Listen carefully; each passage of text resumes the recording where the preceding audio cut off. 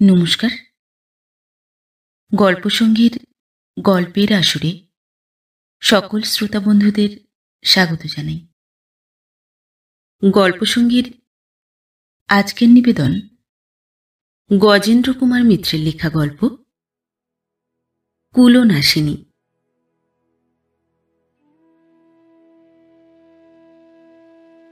দালাল হরিচরণ আসিয়া কহিল, এই একদিনে খোঁজ পেলুম ছোটবাবু, ঠিক যেমনটি চেয়েছিলেন তেমনি। এবার কিন্তু বকশিস চাই পুরোপুরি 1000, তার কম ছাড়ছি না। হরিচরণ নাকি অমরের পিতাকেও তাহার যৌবনকালে বারাঙ্গনার সন্ধান দিত। সেই সুবাদেই অমরকে বলে ছোটবাবু। অমর কহিল, বয়স কত? হরিচরণ কহিল, বলে 18, কিন্তু আমার মনে হয় 21-22-এর কম নয়। অমর কহিল, এতদিন ছিল কোথায় তোমার এ রত্নটি? হরিচরণ কহিল, পূর্ণিয়ার এক ক্রোড়পতি শেঠ ওকে রেখেছিল যে, সেইখানেই থাকতো। কিন্তু কি হুঁশিয়ার মেয়ে ছোটবাবু, সেইখানে থাকতে থাকতেই রামবাগানে বাড়ি কিনে রেখেছিল। যেমন বুড়ো মরেছে অমনি শটান কলকাতায় চলে এলো। অমর কহিল, এখন ঠিক করে বলো দেখিনি, দেখতে কেমন? হরিচরণ কহিল, কোন শালা মিছে কথা কয় ছোটবাবু, অনেকদিন তো এ লাইনে আছি, কিন্তু এমন রূপ কখনো চোখে পড়ে। পায়ের নখ থেকে মাথার চুল পর্যন্ত নিখুঁত একেবারে। অমর ঈষৎ হাসিয়া কহিল, সে তো তুমি রাধারানীর বেলাতেও বলেছিলে। রাধারানী? হরিচরণ উত্তেজিত হইয়া উঠিল। রাধারানী? সে এর পায়ের নখের কাছে দাঁড়াতে পারে? সে এর ময়লা ফেলবার যোগ্যী নয়। অমর কহিল, কি চায়? মলিন মুখে হরিচরণ কহিল, খাঁইটা বড্ড বাবু। বলে প্রথম দিন 1000 টাকা সেলাম, 500 টাকা মাইনে, আর এই বছরে 2000 টাকা জড়োয়া গয়না, এর কম নয়। অমর কহিল, বলো কি, কত টাকায় যে 4টে মেয়ে মানুষ বাঁধা রাখা যায় হে হরিচরণ? হরিচরণ তৎক্ষণাৎ ঘাড় নাড়িয়া কহিল, সে কথা আমিও বলেছিলুম বাবু। কি জবাব দিলে জানেন? বললে 4টে কেন, চেষ্টা করলে ওই টাকাতে গোটা 20ও রাখা যায়। তা তোমার বাবুকে বরং ওই রকম মেয়ে মানুষই খুঁজে নিতে বলো গে হরি, তোমারও মেহনত বাঁচবে, তারও পয়সা বাঁচবে। অমর বলিল, তেজ আছে দেখছি। তা তোমার দালালি পাওনা হবে কত, সে কথাটা কয়ে এসেছ তো?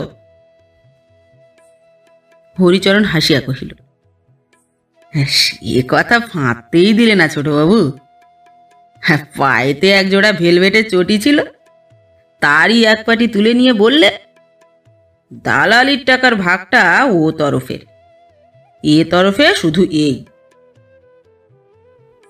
অমর কহিল, অভিভাবক কে?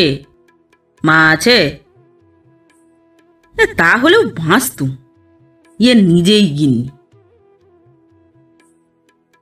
কিছুক্ষণ চুপ করিয়া বসিয়া থাকিয়া অমর কহিল, বেশ, তবে ঠিকই করে এসো। 1000 টাকাই আজ আমি দেব, কিন্তু বাঁধা রাখবো কিনা সেটা ঠিক হবে আজ দেখবার পর। মালতীর টাকার খাঁইটা কেন যে এত বেশি, তাহার পরিচয় অমর পাইল বাড়িতে পা দিয়াই। সদরের কাছ হইতে উপরের ঘরের দ্বারপ্রান্ত পর্যন্ত যেসব বহুমূল্য আসবাব নজরে পড়িল, তাহাতেই নিঃসংশয়ে বোঝা গেল যে আর যাহাই হোক টাকার অভাব ইহার নাই। কিন্তু দোতলার যে ঘরটিতে তাহাকে হরিচরণ পৌঁছাইয়া দিল, সে ঘরে প্রবেশ করিয়া অমর একেবারে স্তম্ভিত হইয়া গেল। অমর নিজে জমিদার, দামি জিনিস দেখিলে সে চিনিতে পারিত। যে কার্পেটটা ঘরের মেঝেতে পাতা রহিয়াছে এবং যে ঝাড়টি মাথার উপর জ্বলিতেছে, কেবলমাত্র তাহাদেরই দামে গরিব লোক যে একটি ছোট বাড়ি কিনিতে পারে, এ কথাটা তাহার অবিদিত রহিল না।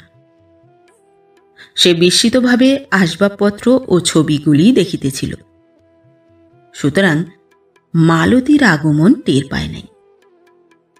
একেবারে চমক ভাঙিল তাহার সম্ভাষণে। এই যে, আসুন, নমস্কার। ফিরিয়া চাহিয়া দেখিল হরিচরণ কিছুমাত্র অত্যুক্তি করে নাই। সত্যি এ রূপ অতুলনীয়।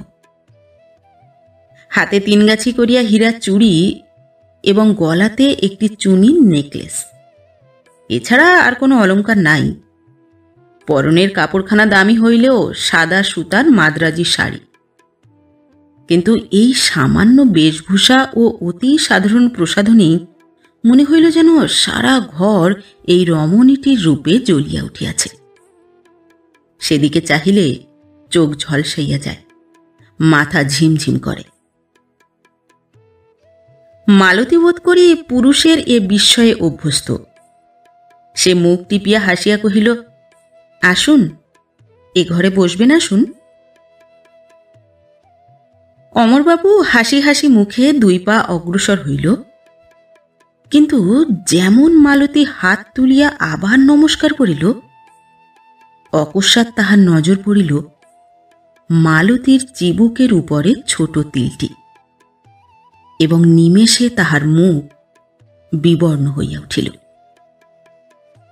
এ মুখ এবং এ তিল যে তাহার পরিচিত। পরিহাসের সুরে মালতী কহিল, কি বাবু, ভূত দেখলেন নাকি? এবার আর অমরের কোনো সন্দেহ রহিল না। সে সভয়ে 2 পা পিছাইয়া গিয়া অস্ফুট স্বরে কহিল, ইন্দ্রাণী। মালতী জবাব দিল, তবু ভালো, এখনো ইন্দ্রাণীর কথা মনে আছে। কিছুক্ষণ বজ্রাহতের মতো দাঁড়াইয়া থাকিয়া সহসা অমর দরজার দিকে ফিরিল। বোধহয় সে ছুটিয়াই বাহির হইয়া যাইত, কিন্তু তাহারও আগে মালতী গিয়া পথ রোধ করিয়া দাঁড়াইল। সে কি বাবু, এরই মধ্যে যাবেন কি? আমি যে আজ আপনার অভ্যর্থনার জন্য কত করে আয়োজন করে রেখেছি। তাহাকে ঠেলিয়া যাইবার ক্ষমতাও অমরের ছিল না, অথচ তাহার যেন শ্বাস রোধ হইয়া আসিতেছিল। সে কোনো কথার জবাব না দিয়া কোনো মতে টলিতে টলিতে ওপাশের জানালার ধারে একটা সোফায় গিয়া বসিয়া পড়িল। মালতীর আয়ত 2টি চক্ষু তখন যেন বাঘের মতো জ্বলিতেছিল। সে সেই দৃপ্ত দৃষ্টিতে কয়েক মুহূর্ত তাহার দিকে চাহিয়া থাকিয়া কহিল, কি হলো আপনার, অমরবাবু? স্ত্রী বেরিয়ে গেলে লোকে তাকে ঘেন্না করে খারাপ মেয়ে মানুষ বলেই তো। আপনি তো জেনে শুনে খারাপ মেয়ের ঘরে এসেছেন, তবে আর অত ঘেন্না কেন? পরের স্ত্রী বেরিয়ে এলে আর ঘেন্না করে না বুঝি? অমর আর কোনো কথার জবাব দিল না। অনেকক্ষণ 2 হাতে মাথাটা চাপিয়া বসিয়া থাকিবার পর ধীরে ধীরে মুখ তুলিয়া কহিল, ইন্দ্রাণী, তুমি? কাছে আসিয়া মালতী তাহার মুখে হাত চাপা দিয়া কহিল, চুপ, ইন্দ্রাণী তো অনেকদিন মরে গেছে। শ্বশুরমশাই রটনা করে দিয়েছিলেন, মনে নেই? গুরুজনরা কখনো মিছে বলেন না। আমি মালতী। কেমন একটা বিকৃত ভগ্ন কণ্ঠে অমর কহিল, তুমি তুমি কি জেনে শুনেই আমাকে এখানে আনিয়েছ? বিদ্যুৎ দীপ্তির মতো জ্বালাময়ী হাসি হাসিয়া মালতী কহিল, নিশ্চয়ই। নারায়ণপুরের জমিদার বিনোদবাবুর পরিচয় হরি ভালো করেই দিয়েছিল। অমর কহিল, সে শুধু আমাকে অপমান করার জন্যই না মালতী? মালতী জবাব দিল, ছি, স্ত্রী হয়ে তো তোমার সেবা করার অধিকার পাইনি। ভাবলুম রক্ষিতা হয়েই যদি পাই। ইন্দ্রাণী জন্মের স্বাদটা মালতী জন্মে মিটিয়ে নিতে চেয়েছিলাম। তারপর মিনিট খানেক চুপ করিয়া থাকিয়া মালতী কহিল, কিন্তু তাতে হয়েছেই বা কি? আগের জন্মে ইন্দ্রাণী ছিলুম বলে কি এ জন্মে মালতীর রূপের দাম কমে গেল? চলো চলো, ও ঘরে চলো। সে জোর করিয়া তাহার হাত ধরিয়া টানিয়া তুলিল। বহু বারাঙ্গনার হাত অমর ধরিয়াছে, কিন্তু এ স্পর্শে তাহার হাত যেন জ্বলিয়া গেল। সে হাতটা টানিয়া লইবার চেষ্টা করিয়া কহিল, চলো, যাচ্ছি। মালতী মুঠায় জোর দিয়া কহিল, ও কি? একদিন নারায়ণ অগ্নি আর গুরু সাক্ষী করে এ হাত ধরেছিলে, মনে নেই? সে হাতের মর্যাদা তখন দাওনি, কারণ অনায়াসে পেয়েছিলে। এখন এই স্পর্শটুকুর জন্যই 1000 টাকা গুনে দিয়েছ যে।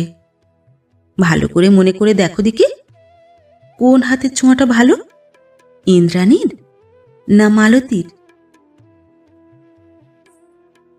পাশের ঘরটা মালতীর শয়নগৃহ। প্রকাণ্ড চওড়া খাটের উপর শুভ্র কোমল শয্যা, নিচে আর একটা গদির বিছানা, ওপাশে একটা ইস্পাতের আলমারি। আর কোনো আসবাবই এ ঘরে নাই। অমর মালতীর সহিত ঘরে ঢুকিয়া নিচের বিছানাটাতেই বসিতে যাইতেছিল। মালতী বাধা দিয়া কহিল, ওটাতে নয়, ওই খাটের উপর বসবে, চলো। নতুন খাট বিছানা কিনে রেখেছি তোমারই জন্যে, একদিনও ওতে আমি শুইনি। তাহাকে খাটের উপর বসাইয়া নিজে হাতে তাহার জুতাটি খুলিয়া লইল। তাহার পর আঁচল দিয়া অমরের ললাটের ঘাম মুছাইয়া দিয়া একটা তালপাতার পাখা তুলিয়া লইয়া হাওয়া করিতে বসিল। অমর বিস্মিত হইয়া উপরের ইলেকট্রিক পাখাটার দিকে একবার চাহিল, কিন্তু মালতী ঘাড় নাড়িয়া কহিল, ফ্যানের হাওয়া খাওয়াবো বলে এত ফাঁদ পেতে তোমাকে ধরে আনিনি। আজ আমি নিজে হাতে তোমাকে হাওয়া করব। ইন্দ্রাণী মরবার সময় আমাকে বলে গিয়েছিল, এ স্বাদ তার মেটেনি, আমি যেন তার হয়ে এটা মেটাই। কথা বলিতে বলিতে মালতীর দৃষ্টি কিছুক্ষণের জন্য যেন কোন অতীতে চলিয়া গেল। কিছুক্ষণ নিচের বিছানাটার দিকে চাহিয়া থাকিয়া খুব ছোট একটা নিঃশ্বাস ফেলিয়া কহিল, কদিনই বা, মনে হচ্ছে এই তো সেদিনের কথা। বাবা তোমাদের বাড়ি থেকে ফিরে গিয়ে বললেন, বহু জন্মের শিব পুজোর ফল এক জন্মে পেলি মা। কন্দর্পের মতো রূপ, কুবেরের মতো পয়সা, আবার বিয়ে পাস ছেলে, এ যে আমি পাবো কোনোদিন আশা করিনি ইন্দু। এ শুধু তোরই শিব পুজোর ফল। সেদিন সারা রাত ঘুমোতে পারিনি। মনে মনে শুয়ে শুয়ে শুধু ভাববার চেষ্টা করেছি সেই আমার শিব পুজোর ফল, সেই কন্দর্প কান্তি স্বামীকে। তারপর বিয়ের রাত্রিরে যখন চোখ মেলে চেয়ে তোমাকে দেখলুম, তখন এক মনে মা দুর্গার কাছে শুধু এই প্রার্থনাই জানিয়েছি যে মা, প্রাণ ভরে যেন স্বামীর সেবা করতে পাই। কিন্তু মা সীতারানী সে প্রার্থনা আমার শুনলেন না। বিয়ের 8 দিন তো কোণে বউ হয়েই বসে থাকতে হলো, কিন্তু কিছুই করবার অধিকার পেলুম না। তারপর 1 বছর পরে যখন স্বামীর ঘর করতে এলুম, তখন দেখলুম ঘর আছে বটে, কিন্তু স্বামী নেই। 8 দিন 10 দিন পরে পরে তুমি বাড়ি আসতে, কোনো মতে একটা রাত কাটিয়ে আবার তার পরের দিনই চলে যেতে তোমার বাগান বাড়িতে। যেদিন আসতে সেদিনও বাইরে মো সাহেবদের নিয়েই তোমার কাটত রাত 1টা-1:30টা পর্যন্ত। অত রাত্রির পর্যন্ত জেগে বসে থাকতুম আমি তোমার আশায়, কিন্তু ভেতরে আসতেই একেবারে ঘুম পেত, শুয়েই ঘুমিয়ে পড়তে। অমর বাধা দিবার চেষ্টা করিয়া কহিল, আর ওসব কথা কেন তুলছ ইন্দ্রাণী? মালতী কহিল, চুপ, ও নাম নয়, সে আবাগি মরেছে, মরে বেঁচেছে। শুধু মরবার সময়ে আমাকে এই কথাগুলো বলেই গিয়েছিল, আর বলেছিল যদি দিন পাস তো তাকে শোনাস মালতী। তাই তোমাকে আজ শোনাচ্ছি, নইলে মালতীর কি? কত রূপ আর কত পয়সা তার পা ধরে সাদাসাদি করছে আজ। তাহার পর মুখ টিপিয়া হাসিয়া কহিল, পোড়ার মুখের কত স্বাদীনা ছিল। দিন রাত মনের আগুনে জ্বলে পুড়ে মরে শেষে একদিন গেল তার শ্বশুরের কাছে। শ্বশুর সব শুনে জিজ্ঞাসা করলেন, তোমার খাবার পরবার কোনো কষ্ট আছে কি? ইন্দ্রাণী বললে, না। ওর শ্বশুর বললেন, কোনো নতুন গয়না পরবার শখ হলেই সরকারকে বলো, সে গড়িয়ে দেবে। এছাড়া তোমার টাকার যখনই দরকার হবে তুমি চেয়ে নিও, কোনো দ্বিধা করো না। ইন্দ্রাণী আশ্চর্য হয়ে জিজ্ঞাসা করলে, কিন্তু কাপড় গয়নায় কি সব? মেয়ে মানুষের আর কোনো স্বাদ নেই? শ্বশুর বললেন, আর কি থাকতে পারে? ইন্দ্রাণী বললে, স্বামী সেবার স্বাদটাই তো স্ত্রীলোকের সবচেয়ে বড় শুনেছি। তিনি জবাব দিলেন, তা হয়তো হতে পারে, কিন্তু বৌমা, এ বাড়ির নিয়ম কিছু স্বতন্ত্র। আমার পিতামহের 60 বৎসর বয়সে মৃত্যু হয় বাইজির বাড়ি। আমার বাবাও শুনেছি রাত্রে বাড়িতে ঘুমোতে পারতেন না, শুধু ঘুমোবার জন্যে তাকে বাইজি বাড়ি যেতে হতো।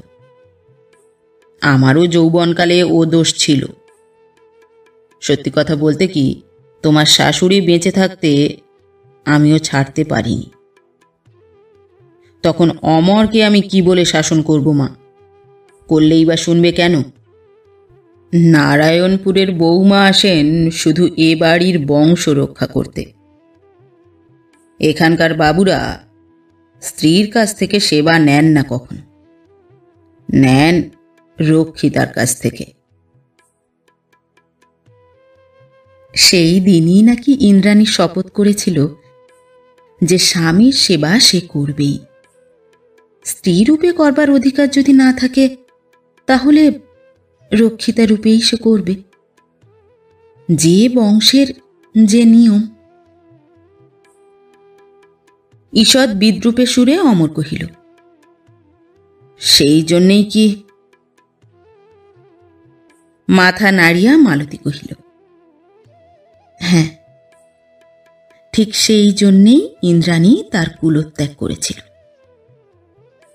বাড়ির সরকারের সঙ্গে বেরিয়ে এসেছিল শুধু নারায়ণপুরের বংশমর্যাদাকে চাবুক মারবার জন্য। নইলে আর যে কোনো লোকের সঙ্গেই সে আসতে পারত, কোনো লোকই তার ইচ্ছাকে অবহেলা করতে পারত না। সেটুকু রূপের জোর ইন্দ্রাণীর ছিল। অমর বোধহয় এতক্ষণে নিজেকে সামলাইয়া লইয়াছিল। সে শ্লেষের সুরেই কহিল, অপমানই যদি করতে চেয়েছিল সে, তাহলে সরকারি বা কেন? চাকর বাকরও ছিল ঢের।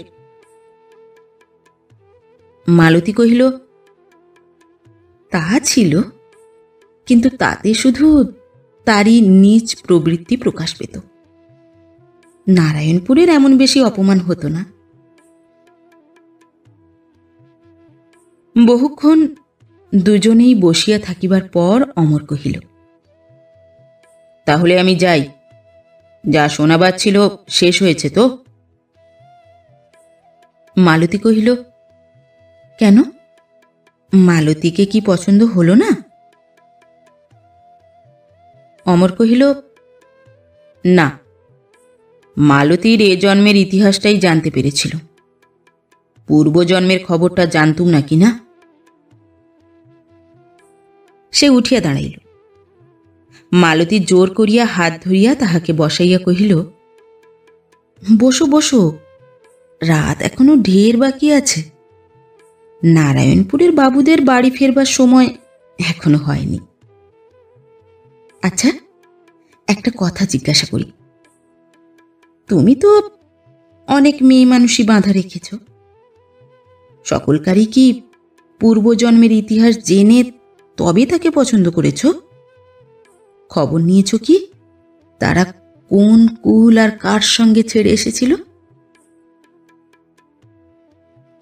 অমর চুপ করিয়া রহিল। মালতী বলিল, ইন্দ্রাণীর ইতিহাসে মালতীর রূপ কি কিছু কমেছে? ভালো করে চেয়ে দেখো দেখি। চেয়ে দেখো আমার মুখের দিকে।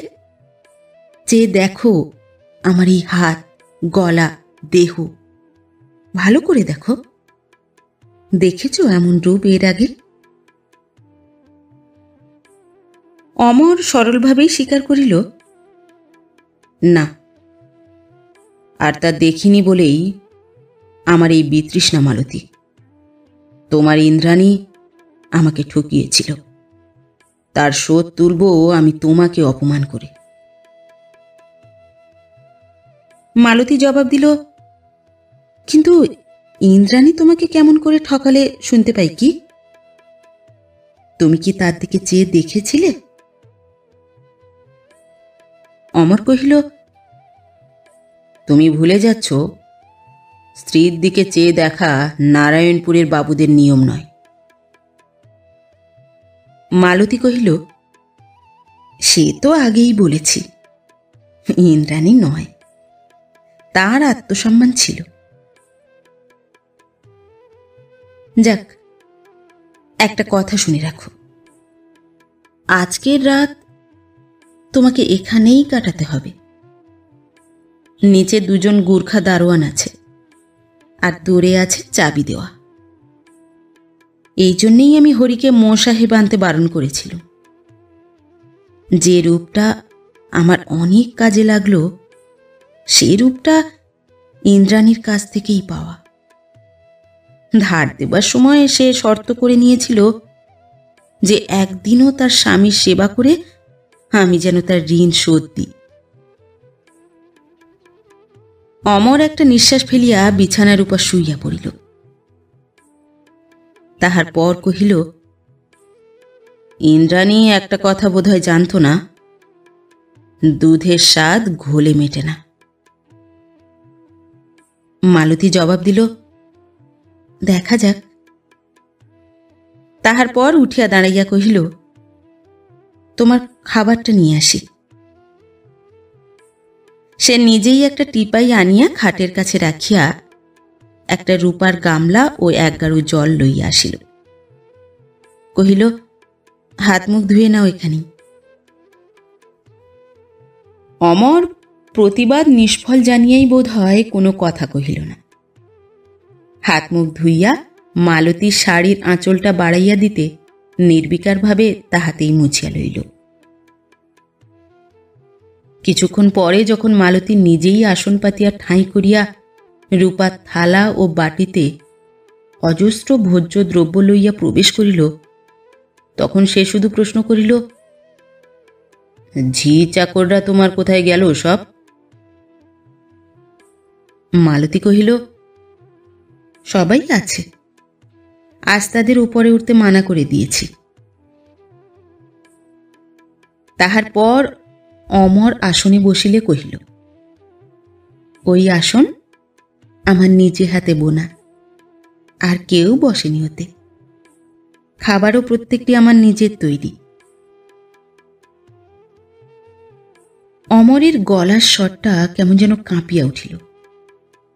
সে কহিল, এ কি সবই ইন্দ্রাণীর শর্ত? মালতী জবাব দিল, সব। অমর কহিল, এর মধ্যে কি মালতীর কোনো অভ্যর্থনা নেই? ঘাড় নাড়িয়া মালতী কহিল, না। মালতীর অভ্যর্থনার সরঞ্জাম ওই যে সব তোলা রয়েছে, দেখছ না? ও ঘরে ওই হারমোনিয়াম, তবলা, মদের গ্লাস, ওই সব। এ বাড়িতে আরও অনেক আসবাব আছে, সবই অবশ্য প্রয়োজনে লাগে না, তবে লাগতে পারে বই কি, আর সেই জন্যই তো কেনা। অমর নিজেকে ততক্ষণে সামলাইয়া লইয়াছে। মালতী পাখা লইয়া সামনে বসিয়া বাতাস করিতেছিল। নিঃশব্দে কিছুক্ষণ আহার করিবার পর মাথা তুলিয়া তাহার দিকে চাহিয়া অমর কহিল, আজ আমার সত্যি ইন্দ্রাণীর জন্য অনুতাপ হচ্ছে মালতী, আর অনুতাপ হচ্ছে নারায়ণপুরের ঐশ্বর্যের জন্য। গরিবের ঘরে জন্মালে ইন্দ্রাণীকে হারাতে হতো না। মালতী পাখাটা রাখিয়া সহসা উঠিয়া গেল। মিনিট দুই পরে একটা বাটি হাতে করিয়া ফিরিয়া আসিয়া কহিল, রাবড়িটা দিতে ভুলে গিয়েছিলুম। ভোরের আলোয় মালতীর মুখখানা নিজের মুখের কাছে তুলিয়া ধরিয়া বিহবল কণ্ঠে অমর কহিল, ইন্দ্রাণী কি আর কিছুতে ফিরে আসতে পারে না মালতী? মালতীর চোখেও যেন নেশা লাগিয়াছিল। সে অমরের মুখের দিকে বহুক্ষণ চাহিয়া থাকিয়া কহিল, ফিরে এলেই বা সে কি কাজে লাগবে তোমার? কোথায় রাখবে তাকে? অমর সাগ্রহে কহিল, তাকে নিয়ে আমি দেশে দেশে ঘুরে বেড়াব, শুধু সে আর আমি। চিরকাল তাকে রেখে দেব এমনি করে বুকের মধ্যে। মালতী কহিল, কেন নারায়ণপুরে নিয়ে যেতে পারো না তাকে? অমর বিস্মিত হইয়া কহিল, নারায়ণপুরে? সে কেমন করে হয় ইন্দ্রাণী? মালতী জবাব দিল, তাহলে আর ইন্দ্রাণী ফিরবে না, সে সত্যিই মরেছে। অমর ব্যাকুলভাবে কহিল, কিন্তু নারায়ণপুরে যে সবাই তোমাকে চিনতে পারবে ইন্দ্রাণী। মালতী কহিল, পারুক না, তুমি স্বীকার করতে পারবে না তাকে সেখানে? বলতে পারবে না যে এ গিয়েছিল আমারই পাপে, তাই আমি তাকে ফিরিয়ে এনেছি প্রায়শ্চিত্ত করবার জন্যে?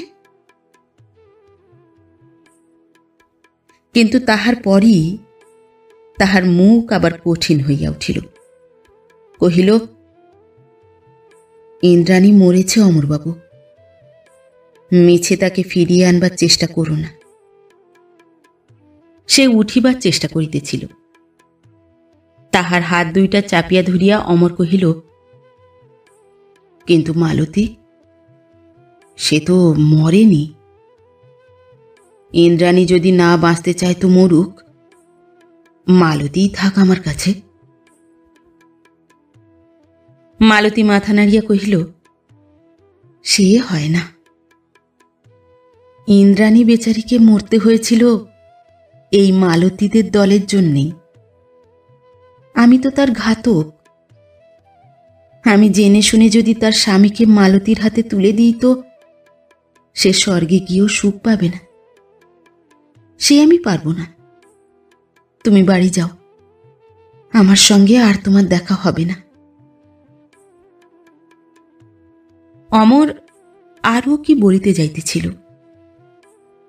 মালতী জোর করিয়া তাহার হাত ছাড়াইয়া বিছানা হইতে নামিয়া গেল। প্রায় আধ ঘণ্টা পরে মালতী ঘরে আসিল, একেবারে স্নান সারিয়া। গরদের শাড়ি পরনে, ভিজা চুলের রাশি পিঠ ঢাকিয়া পড়িয়াছে। তাহার সেই সদ্য স্নাত রূপের দিকে চাহিয়া অমর কিছুতেই আর চোখ ফিরাইতে পারিল না। মালতী কহিল, তুমি কলঘরে যাও, মুখ হাত ধুয়ে নাও গে। আমি টেলিফোন করে তোমার বাড়িতে গাড়ি পাঠাতে বলে দিয়েছি, এখনই এসে পড়বে। স্বপ্নস্থিতের মতো কিছুক্ষণ তাহার মুখের দিকে শূন্য দৃষ্টিতে চাহিয়া থাকিয়া অমর মাথায় হেঁট করিয়া কলঘরের দিকেই চলিয়া গেল। মিনিট 10 পরে যাইবার জন্য প্রস্তুত হইয়া সিঁড়ির মুখের কাছে আসিয়া অমর বলিল, ইন্দ্রাণী বেঁচে থাকলে কিছুতেই সে আমাকে এমন করে তাড়িয়ে দিতে দিত না, কিছুতেই না। অকস্মাৎ মালতীর চোখ দুইটি যেন জ্বলিয়া উঠিল। সে সামনের দিকে ঝুঁকিয়া পড়িয়া ব্যগ্র ব্যাকুল কণ্ঠে কহিল, কে বলেছে দিত না?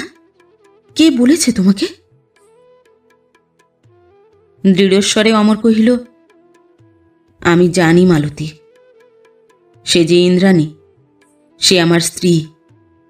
যাই কেন না করে থাকি, সে কিছুতেই আমাকে এত কষ্ট পেতে দিত না। মুহূর্ত কয়েক অপেক্ষা করিয়া সহসা মালতীর হাত দুইটা ধরিয়া অমর কহিল, আমাকে একটু দয়া করো ইন্দ্রাণী, আমি তোমাকে ছেড়ে যেতে পারছি না, বড় কষ্ট হচ্ছে, হয়তো আমি আর বাঁচব না। মালতীর দুই চোখ দিয়া ঝরঝর করিয়া জল ঝরিয়া পড়িল। সে রুদ্ধ কণ্ঠে কহিল, কিন্তু ইন্দ্রাণীকে পেলে তুমি কি এসব ছাড়তে পারতে? ব্যাকুল কণ্ঠে অমর জবাব দিল, পারবো ইন্দ্রাণী, সব পারবো।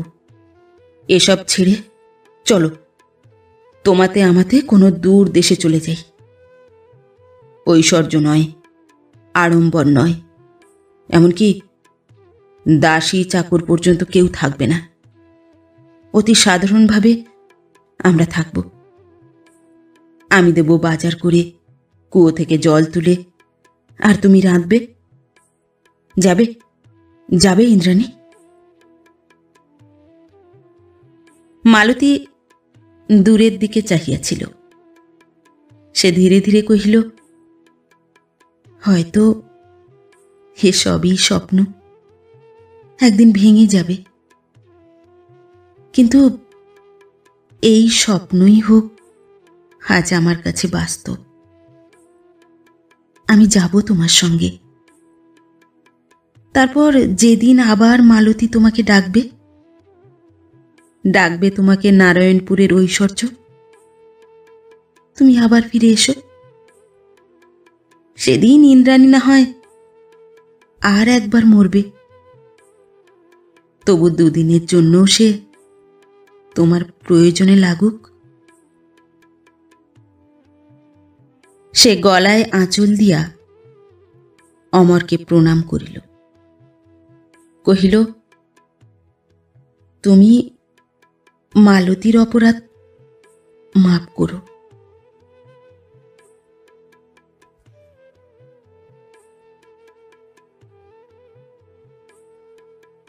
নমস্কার।